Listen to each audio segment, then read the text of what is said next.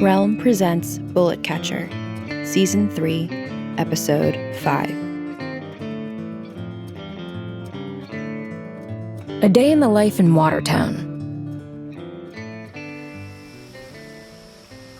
It's night in Watertown. Everywhere, the windows and doors have been nailed shut. All the lights down Main Street are darkened. Behind the boarded-up windows, peeking through the cracks, Nack senses the townsfolk, too frightened to sleep, with their guns and pitchforks and knives gripped tightly in sweaty hands. He and Raynor sit on the boardwalk, outside the sheriff's office, looking up at the steep plateau lording over the small town, its top haloed in cloud and mist. Nack checks his watch.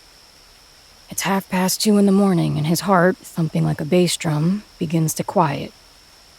It's this way every night now. The threat of the gunslingers. When he first notices the sound, it's so low and quiet he thinks it's the beating of his own heart in his ears. But no, the sound is coming from the plateau. A low, steady drumming. A line of lights appears from the mist, snaking down the steep trail carved into the side of the plateau. They watch it trail down and spill out into the desert. Dozens of riders carrying torches. "We should find cover," Raynor says. They head inside the sheriff's office, closing and barring the door as the first horses rumble down Main Street. They watch from the cracks between the boards over the windows. At the head of the pack is Raziel. She pulls up her horse outside the office and stares at the building like she can sense Nack watching her. "I'm calling you out, Sheriff. If you value the lives of the citizens of this town, you'll come and face me." Nack begins to stand, but Raynor grabs his shoulder. "She'll kill you if you go out there." "If she wanted to kill me, she'd have done so the other night. She knows she has an audience now. It could be that's what she wants." They watch through the window as Raziel beckons one of her riders. She says something to him, too low to hear. The rider nods, raises his torch high over his head, and flings it onto the roof of Rado's general store. The building erupts in flame.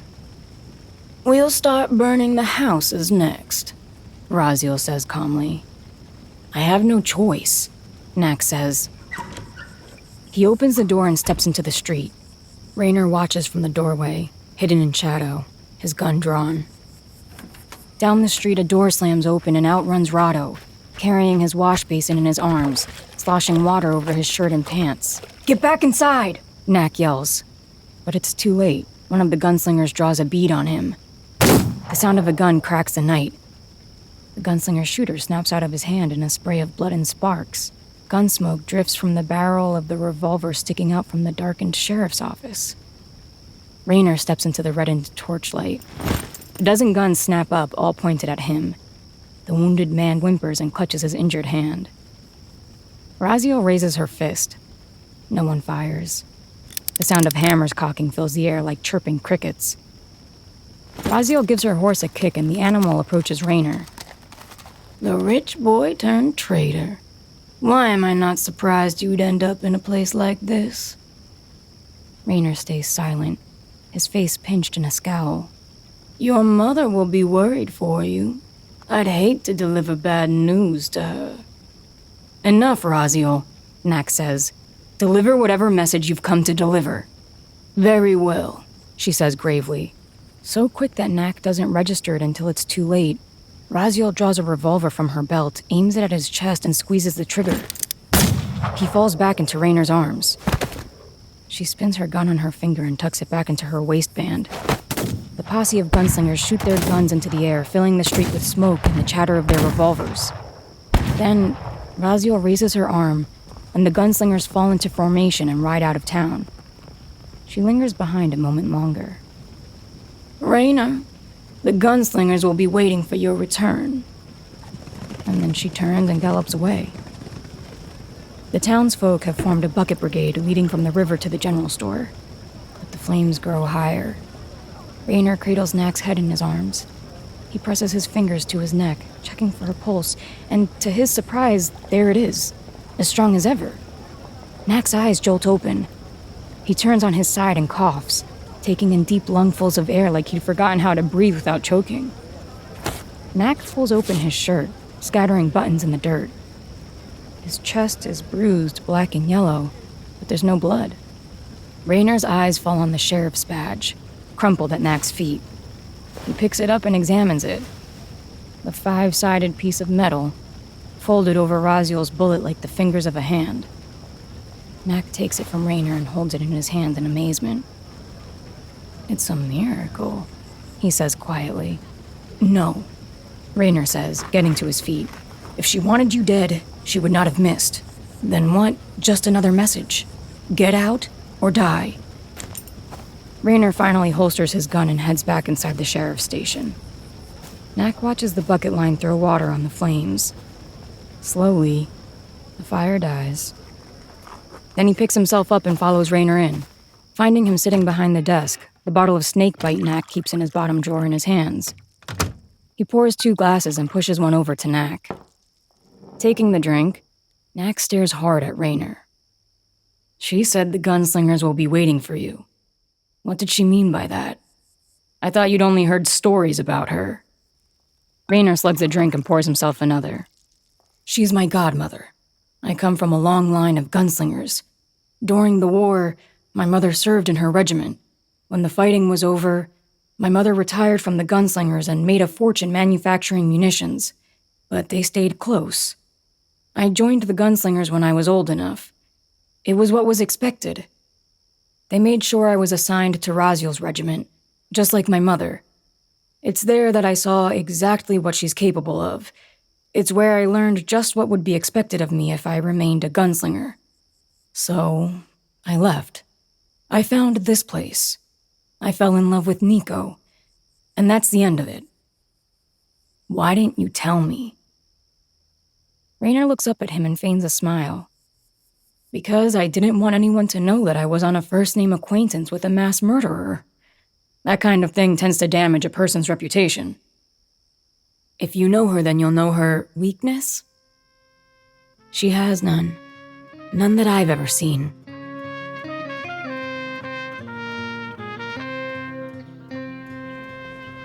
The sun rises without either of them sleeping. Knack stands aside, watching the townspeople pick through the debris inside the general store, throwing anything that was ruined into the street outside. Raynor comes up and hands him a cup of coffee. "We need to call a town meeting," Knack says. "It's already done." Knack flashes him a look. Raynor shrugs. "In the army, you learn to anticipate." He heads over to help Rado. Knack watches him. He feels guilty for that voice in his head telling him not to trust Raynor. She'd said, "The gunslingers will be waiting." Inside the town hall, light streams in through the cracks in the boarded-up windows, throwing bleeds of yellow and orange across the faces of the townsfolk as they talk amongst themselves, waiting for Knack to begin the meeting. The air inside the room is electric with fear. "We are not abandoning Watertown," Knack says, rising from his seat and leaning over the table toward the mob. The room goes silent. Knack clears his throat, a little surprised. Seems like a lifetime ago when he would rattle off his half-drunken speeches to his irregulars around the nightly bonfires, when he could look around the flame and see the eyes of his family enwrapped by him. He'd forgotten how it felt. But even now, he looks around the room and, here and there, scattered amongst the faces he still mostly counts as strangers, are those of his family. Rado, and Zephyr and Dios. They look at him as though it's been a long time since they've seen one another. And maybe it's true. When Emma left, it felt like she had taken a piece of him with her. But now here it is. That part of him he'd thought stolen, and perhaps she hadn't taken it at all. Maybe he'd simply forgotten it in the midst of his loneliness and grief. A woman in the back pushes her way through the crowd until she stands only a few feet away. She's short, brown skin, her lips chapped and hands calloused, as though no amount of comfort could make up for the hardship she endured before coming to Watertown. "And what about the children?" "It's not a question. What happens to them when your pride kills us all?" "It's not pride. This town means something. It means something to everyone who came to this place hoping for something better." "It won't mean nothing if we die here. We can try again somewhere else. We're not fighters. We're farmers and shop owners and carpenters." All I'm saying is that I'm not going anywhere, and anyone who wants to stay and protect this place, I will count as my brother or sister. Those who want to leave, you are welcome to. Your homes will be waiting for you to return. As for the children, Raynor pipes up, we'll send them with those who leave. That way, come what may, they'll be safe. All we have to do is hold out until Cass and Nico return with the Immaculata, Nack says. When the bullet catcher returns, she'll drive off the gunslingers once and for all. So what do we do till then? Rado asks. Nack silently thanks him for changing the subject. For now, Raynor will gather the people looking to leave. The gunslingers will likely return tonight. We need to get all of them out of town before then. Rado, spread the word through town that if you ain't leaving, you're fighting. All around the north side of town, men and women with shovels and picks and hoes scratch out a shallow trench. Nack stops to wipe his brow and take a drink of water. Wagons line the street, piled high with everything from furniture to heirlooms to chests of clothes, ready to depart. Inside or up top the wagons sit sleepy-eyed children without any sense of what's going on, and mothers and fathers cradling infants, the firstborn children of Watertown, the ones who have, until this moment, known nothing other than full bellies and enough water to drink. Nack watches, thinking how that's all about to change, and how, if things go sideways, at least they'll have gotten a taste of what it means to have plenty. And maybe it won't all be for nothing if one or two of them remember that feeling, somewhere deep in their soul, so that when they're old enough, they can try for something like what they had in Watertown. Raynor is talking to one of the people up in the driver's seat of the last wagon in the line. He sees Nack watching and jogs over. Everyone is set to go. Nack looks up through the mist at the pale sun, beginning to sink in the western sky. Better get to it, then, he says. Raynor stares into his eyes. It shouldn't be me who leads them. I'm more useful here. We have enough people, and you'll be back before long. That's bullshit, and you know it.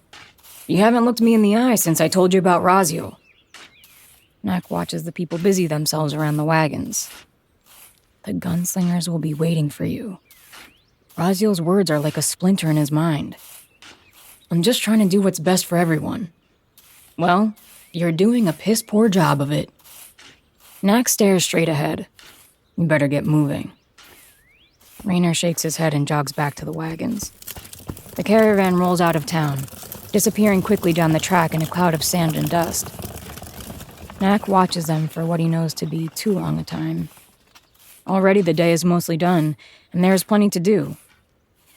Deep down, he wonders if he's doing the right thing sending Raynor away. But, right or wrong, he knows that whatever happens tonight, he'll feel better not having to look over his shoulder to double-check there isn't a gun pointed at his back. His mother taught him well to never trust a gunslinger. He fixes his hat on his head, grabs his shovel, and gets back to digging.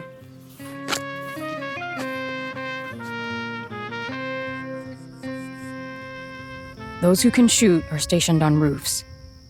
They've attached hoses to the water pumps, and there are teams of people ready to put out any fires, and more teams of people ready to defend them. The trench has been dug as deep as they could possibly make it, and canvas tarps have been spread across, dusted with dirt. In the dusky light, it is nearly invisible. Nack surveys the trail leading down the side of the plateau through binoculars, from behind the barricade that stretches the width of Main Street. They built the barricades from barrels full of water and sand, wagons too broken or old to leave town turned on their sides, and just about any other piece of furniture that could be hauled into the street. Beside him, Rado sits with his back against the barricade, his eyes closed, an old rifle gripped tightly in his bony hands. None of these people are fighters. Even the ones that used to be aren't anymore. They're too old, too tired of fighting, too committed to what they had thought would be a new, different, more peaceful chapter in their lives. And yet, here they all are, ready as they'll ever be, fear painted on their faces like it won't ever come off. Even that woman from the town hall meeting who'd challenged him. There she is, peeking through the spokes of one of the wagons, a revolver held awkwardly in her hands. And now there is a bit of him that wishes Raynor were there, because at least Raynor knows how to fight. The last light folds like a sheet over the rim of the earth, and the sky turns a dark blue-black. Like clockwork, a line of torches emerges from the cloud cover and begins winding its way down the side of the plateau. Not long now. "Here they come," someone says in a growl and a whisper. "Listen up, everyone," Knack calls out. "In no time, the gunslingers will be upon us. If we can keep them on the other side of the trench, we have a good shot at driving them off. Remember, each and every one of you is as much a piece of this town as the buildings themselves. Without you, our loved ones won't be returning to the same place they left. So, I don't want to see anyone trying to be a hero or taking unnecessary risks. Either we all get there together, or we die alone." His words drift down the darkened street and are swallowed up by the silence.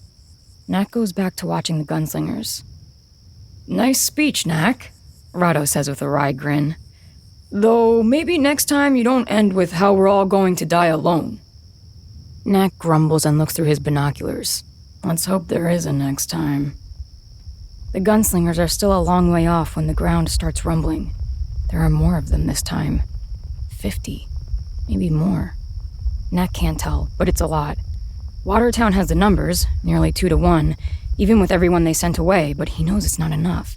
And he also knows that the gunslingers wouldn't have sent this many people if they didn't want to make good on their promise of killing every last one of them and burning Watertown to the ground.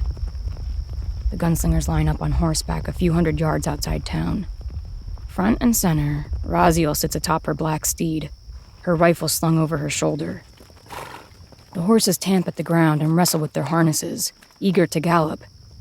The air is tense. Knack finds himself willing them to ride on, for them not to see the trench. From somewhere atop the roofs comes a gun blast, and one of the riders besides Raziel jolts in her seat and slumps forward against her horse. The other riders fight with their horses, struggling to keep them calm. Raziel sits, unflinching. Then, as quick as a viper strike, she heaves the rifle off her back, plants it against her shoulder, looks down the sight, and squeezes the trigger. Fire erupts from the muzzle of the gun. Atop the roof comes a sound like someone getting punched square in the chest. The silhouette of a body slides down the A-frame, clangs off the awning, and lands with a thump in the dirt, their limbs twisted at broken angles. The thundering sound of horses draws Knack's attention back to the front, where the gunslingers have broken away from the line and are galloping toward town. Knack sends up a silent thank you to the dead shooter. "Don't shoot until I give the command," he calls. All around comes the sound of hammers being pulled back. Knack watches the approaching gunslingers with excitement and dread, until he realizes he can't find Raziel among them. Scanning past the horses, he finds her, still sitting astride her horse, the butt of her rifle planted against her thigh, sticking straight up like a lance. She's held back the majority of the force. Now she gives a wave and a large swath of the gunslingers breaks from the path and heads not straight for town, but around the side of it. Knack puts his fingers to his mouth and lets out a piercing whistle. One of the shadows on the roof turns in his direction, and Knack signals to the flanking gunslingers. 3 shadows rise from where they had lain prone on the roof and slide down the far side. A moment later, there's the sound of a bottle breaking, and a line of fire erupts, traveling the length of the town and wrapping around the back toward the water, where they had set a line of fuel and tinder earlier that day. As long as the wind doesn't change and blow the flames toward the buildings, that should hold them off for a little longer. Beyond the barricades, the horses are still coming. Moonlight breaks through the clouds and mist and shines brightly over Watertown. Knack is horrified to find that the wind has blown the dirt off the canvas covering the trench, making it shine against the dull earth all around it. But the gunslingers don't seem to notice. They're 50 yards out. Now 30. Now 10. And just at the moment they would cross over the trap, Knack closes his eyes, unable to watch. The next thing he hears is the horses falling into the trench, a terrible breaking of bone, the astonished yelps of the gunslingers as they're flung from their saddles. And when he opens his eyes, there they are, all of the gunslingers crushed among their horses in the trench or sprawled in the dirt before the barricade. A single horse managed to jump the barricade, It bucks and kicks in a circle, frightened by the noise and its panicked rider. And it's nothing at all even for these non-fighters to stick their pistols and ancient rifles through the spaces of the barricade and pick off the injured and surprised gunslingers. The last rider slumps off his saddle, and the horse takes the opportunity to retreat, leaping back over the trench and away to safety. A couple townsfolk climb over the barricade to finish off the last of the gunslingers tangled up in the trench, and before Nat can say anything, they are picked off by the gunslingers holding the line. A bugle sounds loudly, and here comes the rest of them, with Raziel at the front. She points up at the roofs, and a moment later gunfire peppers the eaves, and the shooters stationed there tumble off the sides to safety. She points at the barricade, and the gunslingers on either side of her light bottles and cock their arms, ready to throw. All around Knack, the fighters of Watertown look to him, asking with their eyes what to do. "Hold your fire until I give the order," he calls. The gunslingers charge for the barricade, crossing the space in seconds. The townspeople fidget with anticipation. The gunslingers leap over the trench. "Now!" Knack yells. The townspeople fire. Raziel gives a signal and the gunslingers let fly their firebombs. The barricade bursts into flames as the bombs rain down. The air fills with smoke. And then the barricade explodes in flame and wood shrapnel as Raziel's horse and a dozen or more gunslingers burst over the top of it. Knack hits the dirt. He knows without looking that they weren't able to take out enough of them. Now they're cornered between the barricade and the horses. The townspeople on the line turn to face the gunslingers. "Drop your weapons," Raziel shouts. Knack still has the numbers, but he knows each gunslinger could take out at least a dozen of his people before eating a bullet. On the perimeter of town, the fires lit earlier have died down, and the gunslingers who tried to flank them appear from the far side to meet back up with Raziel. "Do as she says," Knack orders, and the townspeople almost gratefully drop their guns. Raziel scans the faces. "Where's Raynor?" "He's gone." Raziel's eyes narrow. "No, he's here." The moment she utters those words, one of the gunslingers behind her lifts their gun at one of their compatriots and pulls the trigger. The gunslingers in the center erupt in panic as the riders who'd circled around turn on Raziel and her posse. As if right on cue, the townspeople waiting down by the river with hoses emerge from between the buildings and turn the water on the gunslingers, knocking them from their horses. Raziel spins her rifle like a club, knocking one of the traitors from their horse, then another, but now she's outnumbered, and it's hard to tell who's who in the mayhem. She raises her fist in the air, and she and a handful of other gunslingers scatter, leaping back over the barricade or galloping the far way out of town. It all lasts moments. The hoses are turned off. The traitorous gunslingers are shaking hands with one another. The one at the front, dressed in a Stetson, dark clothes and bandoliers, and a black kerchief over his mouth, leaps from his horse and walks over to Knack, still lying in the dirt. He reaches down, offers him his hand, and pulls Knack to his feet. "What? Why?" Knack asks, not knowing what to say. The man pulls down his kerchief. It's Raynor. Knack can only look at him in shock. And now he recognizes the other riders. They aren't gunslingers at all, but some of the people he'd sent away earlier that day. And now he's starting to put it together. They must have come back to help and caught the gunslingers who tried to flank them off guard, disguised themselves in their clothes. How did you take out the other gunslingers?" "It was all Raynor," one of the returning townspeople says. "We just followed his lead." Raynor smiles. "I told you you'd need me."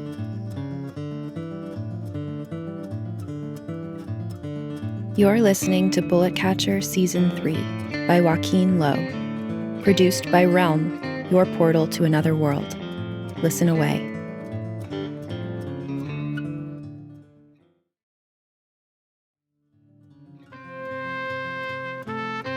Bullet Catcher is written by Joaquin Lowe, produced by Marco Palmieri, and executive produced by Molly Barton.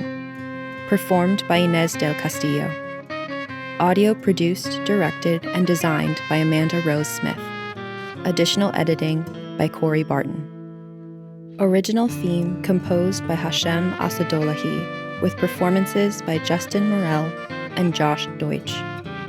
cover art by Christine Barcelona.